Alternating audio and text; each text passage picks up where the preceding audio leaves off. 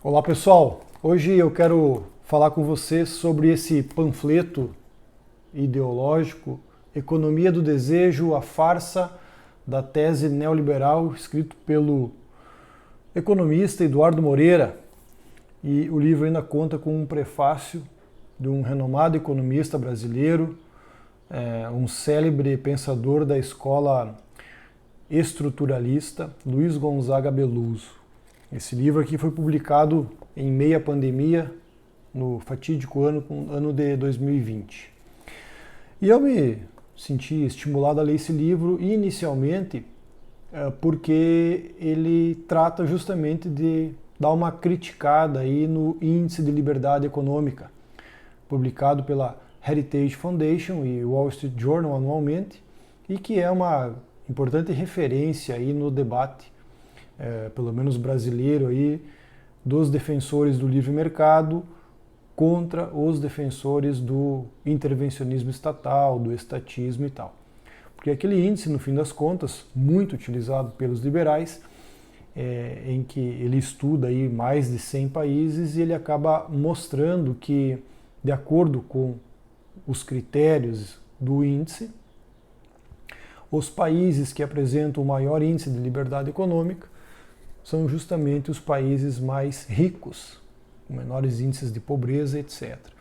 E os países em que tem uma pesada intervenção estatal sobre a atividade econômica são os países que começam a ficar mais na rabeira do progresso econômico, apresentam maiores índices de pobreza, corrupção e por aí vai. Então o índice acaba revelando, né, uma premissa ou uma conclusão da tese liberal de que a liberdade econômica promove o progresso econômico e a ausência de liberdade econômica, né, o maior peso do Estado na economia, impede esse florescimento econômico, a redução dos índices de pobreza e etc.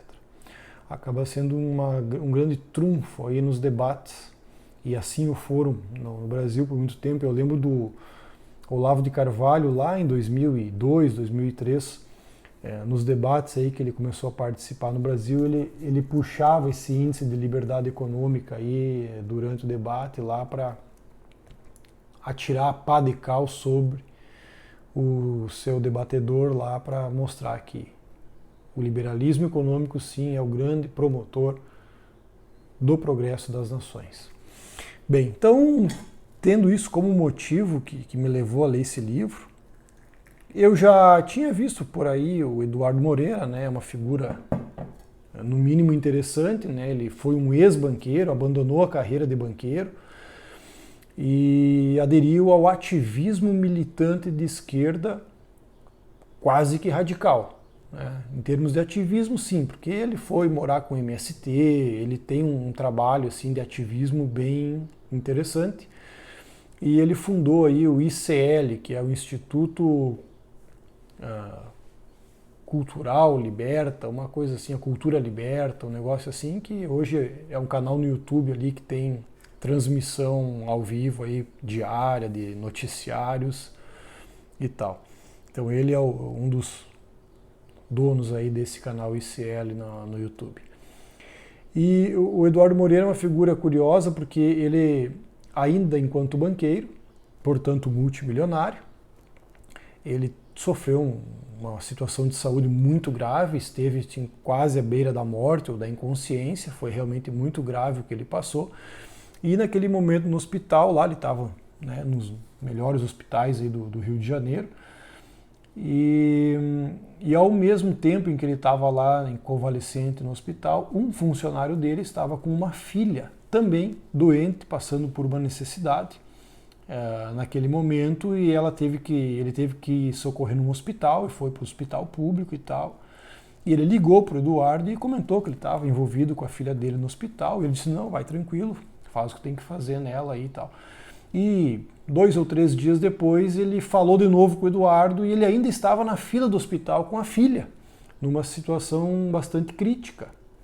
E isso foi o motivador de ter dado um estalo aí no Eduardo, que ele se deu conta que enquanto ele estava numa situação extremamente privilegiada de atendimento médico, o funcionário dele, em função da filha, estava lá, né, em corredores do hospital lutando pela vida. E aquilo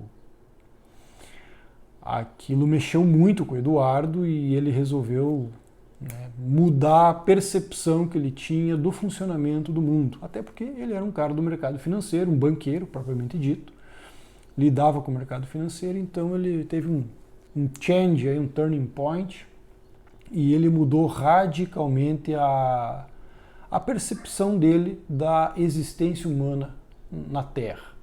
É nessa proporção o que aconteceu com o Eduardo Moreira. Então, desde então ali ele resolveu abandonar a carreira de banqueiro e denunciar tudo que está por trás do próprio mercado financeiro, como que as corretoras ganham dinheiro, como que os bancões ganham dinheiro e tal. Escreveu um livro sobre isso. E um dos livros deles, o terceiro ou quarto, é esse Economia do Desejo, que eu me motivei a ler por ele inicialmente fazer uma crítica aí ao índice de liberdade econômica como origem da riqueza das nações. E, bom, vamos conhecer o que é essa tal de economia do desejo, que é a tese aqui que o Eduardo Moreira levanta. Enfim, o livro acaba sendo um livreto, ele tem 100 e poucas páginas, tem 94 páginas, ele é dividido em 4 capítulos e uma conclusão, tem também uma introdução. E a tese central dele claro, é uma crítica ao sistema capitalista, ou seja, é uma crítica a um sistema econômico que opera baseado predominantemente no lucro, né? Então, quer dizer, não tem muitos critérios além da busca incessante e crescente por aquilo que dá lucro. E o Eduardo Moreira faz uma reflexão, volta lá em Rousseau e tal, da divisão da propriedade privada e tal, e constata que no fim das contas o lucro, o motivador do lucro, ele nada mais é do que o uso e a oferta e o estímulo de desejos no ser humano, porque os desejos no ser humano eles são ilimitados. Então, quando você promove realmente o desejo, esse acaba sendo o norte dessa busca louca por lucro, da conquista louca por lucro, e todas as consequências então estruturais para uma sociedade cuja economia é baseada essencialmente nessa promoção do desejo, que por sua vez é a fonte mais profunda e elevada dos lucros. Então ele critica essa perspectiva e, em contraposição, ele vai abordar e defender uma economia que seja mais orientada à economia das necessidades, que ele diz, e não tanto uma economia que busca promover a insaciabilidade dos desejos humanos. Então até ele acaba buscando, e até mesmo uma literatura de caráter religioso e ascético, como crítica dessa percepção da busca incessante pelo lucro, que se baseia no desejo ilimitado do ser humano, que acaba sendo até uma própria fonte do pecado. Então ele acaba tendo até esse viés ascético, místico, religioso, e dizer, olha, uma sociedade cuja economia é baseada numa economia de promoção do desejo humano, ela inevitavelmente vai para o buraco, ou ela vai ser permanentemente uma economia disfuncional, vai ser uma sociedade disfuncional. E aí ele traz dados, traz de pobreza, de riqueza dos países, e coisas interessantes acabam vindo à tona aqui, como por exemplo, pode até ser tão ruim essa economia baseada nos desejos humanos, porém é inegavelmente que foi graças ao capitalismo que a humanidade conseguiu reduzir consideravelmente os índices de riqueza de que havia antes do surgimento do capitalismo no século XVIII e XIX. Então, tem coisas que realmente não tem como negar assim, do mérito do capitalismo. Se hoje tem 20% de miseráveis, bom, há 200 anos atrás tinha 90% de miseráveis, de analfabetos, etc. Então, o capitalismo conseguiu realmente tirar das condições de extrema pobreza um enorme contingente da população humana. Mas, ao mesmo tempo, então, o Eduardo também pontua que, em que pese esse glorioso mérito, nunca se teve tantos índices de casos clínicos de depressão e mesmo de suicídio. Então, quer dizer, a abundância material das sociedades capitalistas trouxe consigo uma situação, no mínimo, paradoxal, que é os elevados índices de depressão. Como é possível isso quando há 200 anos atrás, há 100 anos atrás, a possibilidade de reduzir, de até extinguir a pobreza, de gerar muita riqueza, que o capitalismo vinha se comprovando, passado aí 200 anos, a gente tem aí uma grande quantidade de riqueza, realmente uma abundância de riqueza, mas tem essas disfunções, no mínimo inquietantes, graves, como os índices de depressão no mundo todo, notadamente nos países mais capitalistas e mais ricos. Então, o Eduardo acaba trazendo assim, insights interessantes em meio ao panfleto dele, mas no fim das contas, o livro realmente acaba sendo um panfleto que ele vai assim tecendo tentativas, né, um pouco de busca teórica de ciência política, de economia. Ele cita Rousseau, cita Thomas Hobbes, o papel do Estado, vai discutir então para fazer frente à economia do desejo capitalista pelo lucro, em que ele entende como uma economia realmente de guerra, e ao passo que ele entende o Estado como a fonte da paz, e o que é altamente duvidoso, né? É como se as guerras traçadas no mundo, pelo menos no século XX, tenham sido guerras meramente conduzidas pela iniciativa privada, quando se sabe que não, que quem conduz tais guerras é realmente o Estado, o suposto gerador da paz aqui que ele alega, né? Então tem uns elementos de panfletagem assim que não é bem assim. A realidade ela é mais complexa do que dizer que o mercado é da guerra e o Estado é da paz, assim como o contrário também seria bastante simplório, e não tem como a gente aceitar esse tipo de pressuposição ou até mesmo de verdade que o autor considera que seja explicitamente ou mesmo de modo oculto, como premissa ali oculta na narrativa dele.